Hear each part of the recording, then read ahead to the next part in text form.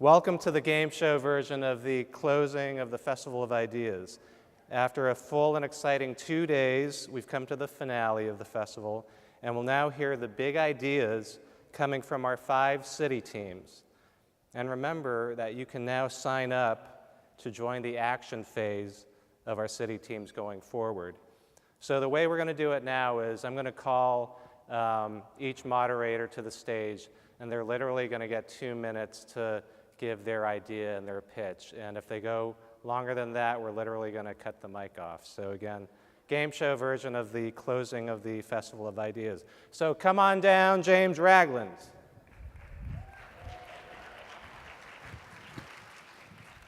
Thank you, Tom. As you can tell, I'm losing my voice, and I appreciate you guys sticking with us for the entire day.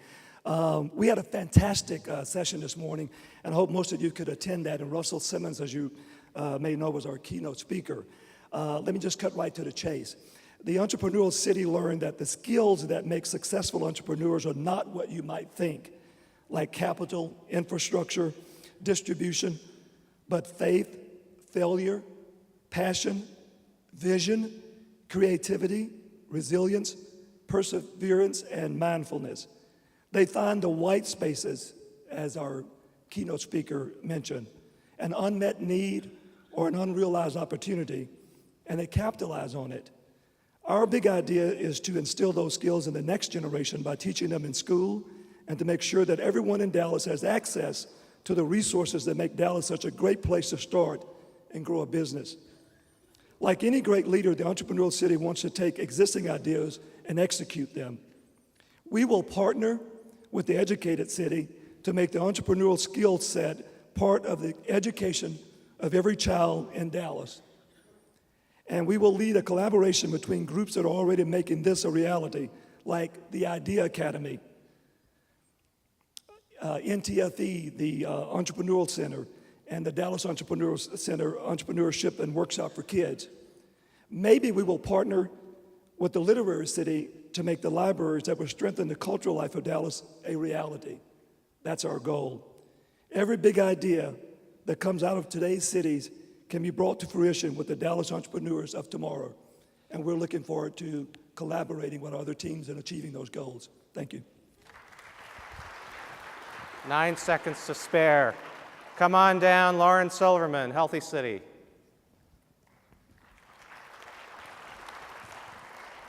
All right, so a few ideas came out of the Healthy City, the first being fixing the sidewalks in Dallas, of course. Then beyond that, we are really trying to focus on deprofessionalizing medicine, bringing it to the people level, empowering the people instead of institutions. So one way to do this is to find influencers in communities, find local influencers, give them the tools necessary to help their own communities become healthier. So let the influencers lead the way, and they can have dialogues with the people in their city. Much also important is finding the influencing locations. So not just the people in communities who have the power to make our cities healthier and the people healthier, but to find the places, whether that's schools, barbershops, it could be, I don't know, your local grocery store. We need to find those locations and make sure that those are the places that those influencers are. Finally, we need data to be shared. Our health data can prevent and help treat disease. We need to stop using privacy as an excuse not to take action. And to end on something that John Seibert says, there is big money in Dallas, and these business leaders need to be held accountable. We need business leaders with the courage to relocate to a place that's unexpected, to try and move to places maybe that aren't Plano, but that are south of the Trinity, and take advantage of the resources there and take that big, bold step. Thank you. Thank you, Lauren. Come on down, Nicole Stockdale, Educated City.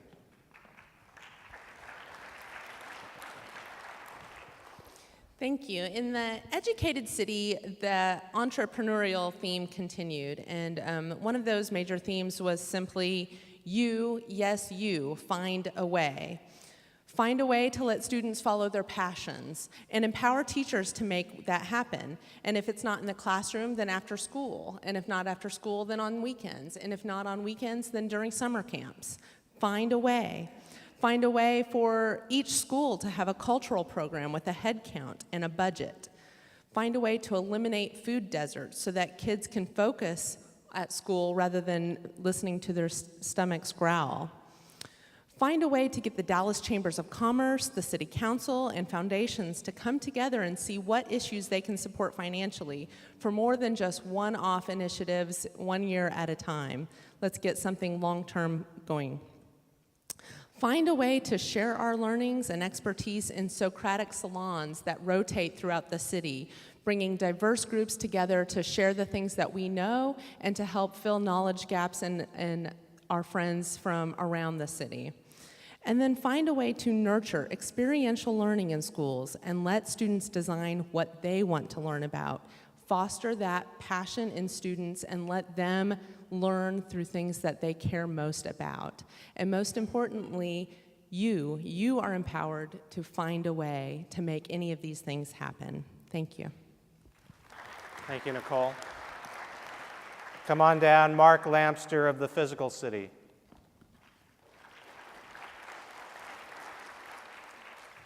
Thanks, Tom.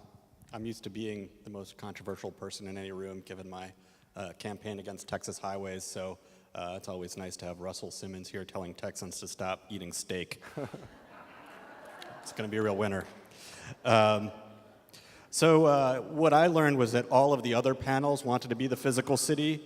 We learned that the literary city wanted to be a city that walks, and the healthy city wanted to be a city that walks. And yes, the physical city also wants to be a pedestrian-friendly city, because that's what we need to do to build a happy, healthy, progressive workforce here. The big idea from the physical city panel was that we need to rethink the relationship between the office and the city to make that the connection more permeable, to open up the office and to the city. To invigorate those connections, to think about more co-working, to build in malleability to our office spaces, because we don't really know what the best spaces are going to be. Are they going to be cubicles? Are they going to be offices? We want to be open. We want to be flexible. We want to be able to encourage creativity and innovation and do it in a resilient and economically feasible way that is good for everyone in the city, not just for those who happen to live north of the city. So it's about inclusiveness and building modes of places of work where everybody can get to work, not just and that's why walkable city is so important. God, I'm blabbering on now. So, All right, 10, you got 9 seconds. 9, 8, 7, 6, 5.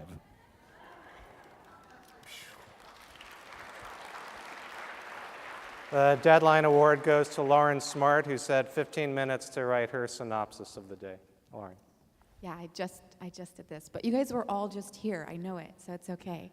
I was moderator for the Literary City, which our focus was to think about what a literary city would look like, and also how does a city start to tell its own story. And so we faced immediately, we're talking about a similar things to the physical city, in that Dallas is not a walking city, which means that it doesn't encourage its creatives, specifically writers, to engage with the city in an intimate way. But also, there's a huge stratification of the city, in the city, and that contributes to whose story gets told in the city. So Alma presented some pretty specific ideas last night that we continued to converse about today, and one of them was to evaluate our libraries, but not even so much that as to place a library, one that you would have to visit in a part of town where you would not necessarily go.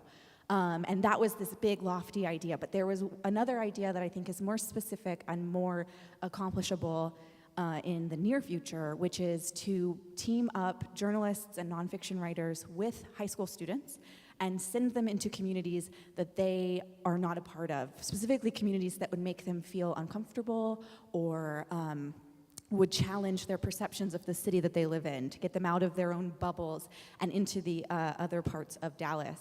And with that in mind, that would lead to an output that would be published somewhere and perhaps lead to some kind of an award for those works of storytelling. And it would change how young people approach stories and maybe get them excited about stories. And I'm going to end with a quote from Alma last night that she said, "Books want all the readers in the world." And then she continued that it is where they discover all the people they can be. And I would say it's where Dallas can become the city that it can be. Thank you. So in this game show, you're the winners because you're here at the end of the day. And let me bring my friend Larry on stage to introduce our next speaker. Thank you, Tom. I hope it's been a really great day for you all. We're swimming in ideas and really eager to get to the action phase, which will start as early as next week. We're privileged to have with us again this year to conclude our program, Bishop T.D. Jakes, internationally known founder and senior pastor of the Potter's House in Dallas. In his closing remarks last year, Bishop Jakes gave us the theme of this year's event, and we've heard it a lot during these 2 days, the United City.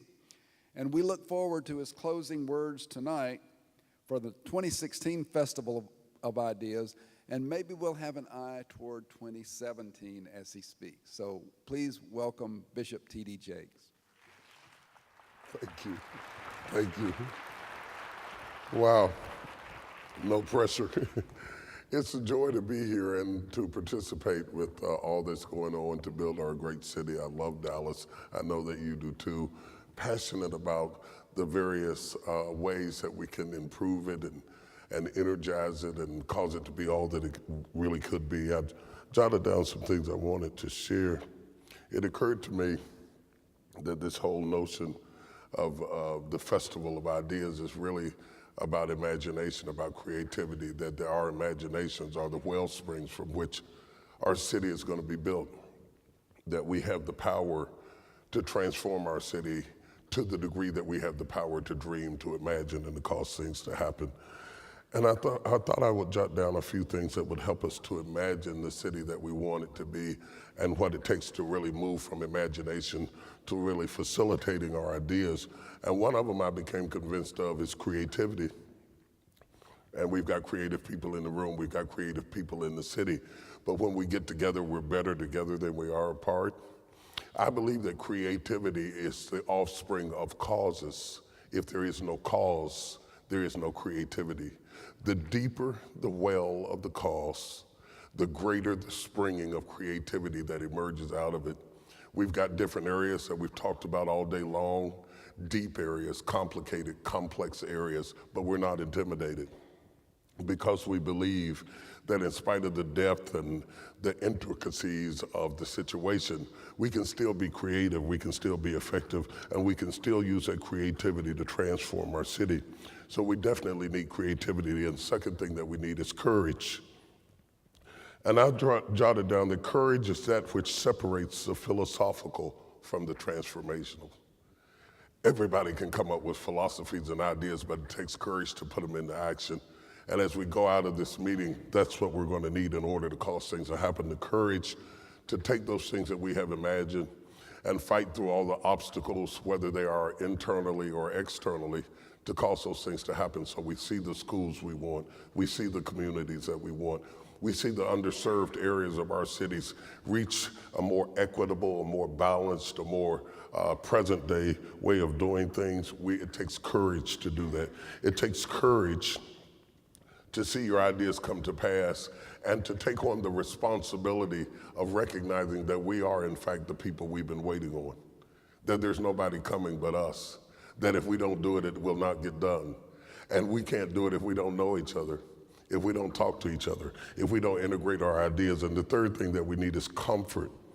Comfort is the third idea that I wanted to bring. In order to have a united city, we must be willing to abandon our comfort for unity. In a previous life, I was a choir director. And whenever you taught a choir a song in unison, it always meant that somebody had to be uncomfortable in order to have unison. If you brought it down to a common pitch where everybody could sing it, it would be a little bit low for the sopranos or a little bit high for the altos. I'm saying to you that in order to have unity, you have to give up comfort. In order to have the kind of unity that we're talking about in our cities and creating communities and areas where we can integrate generationally and culturally and come together, we have to come out of our comfort zones. We can't create areas in our cities if we don't create areas in our own lives. And that means that we have to have the courage to give up our comfort for the unified good of everybody and the unified good of the city. And the fourth thing, to me, is often the most challenging thing, and that's what we're really trying to do, is change the culture. Change the culture, not of the citizens, not of the people, not of the ethnicities, but the culture of the city. And for me, I've got about 300 employees that work in our organization between our church and then our for-profit organization.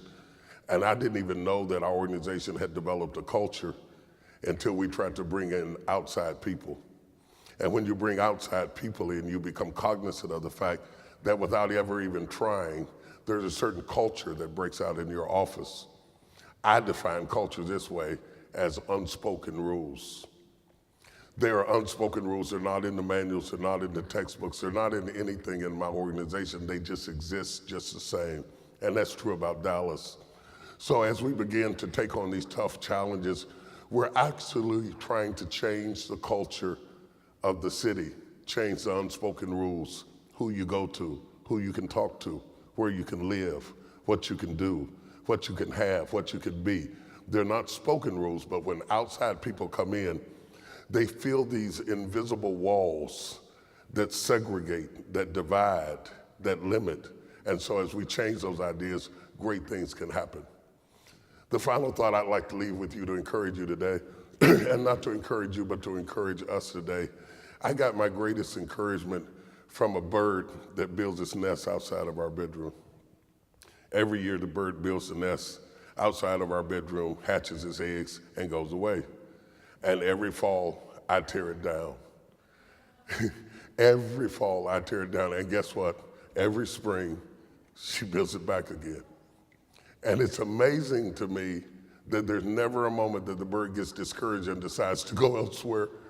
It comes right back to the same spot and builds the nest back again. For me, the nest is an inconvenience, but for the bird, it is its home. And for us, this is our home. This is our city. And no matter what happens, and no matter who fights us, and no matter what wind comes along and tries to knock down what we do, we have to be like that bird and build it back up again. And the other thing that the bird taught me about bringing about change, it builds its home from broken branches. Things don't have to be whole. They don't have to be perfect. They don't have to be nice or neat for us to be able to build. As we get to the end of this meeting and we go out there to do the work, don't look for the nice, neat, pretty things that are already worked out. Take something broken and lame and what people might label as dysfunctional. You'd be surprised. If you take it and drag it and put it all together, we can build an amazing home like the bird did, like we want for Dallas, the Dallas we imagined it to be. Let's start building. Thank you very much.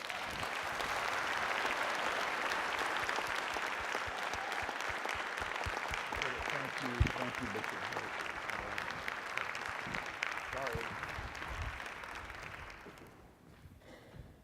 Well, here we are at the end. Thank you again to our sponsors, to you for attending. And I'd like to thank our director of the festival, Emily Hargrove, here at the end for all your hard work and all your dedication. Thank you, Emily.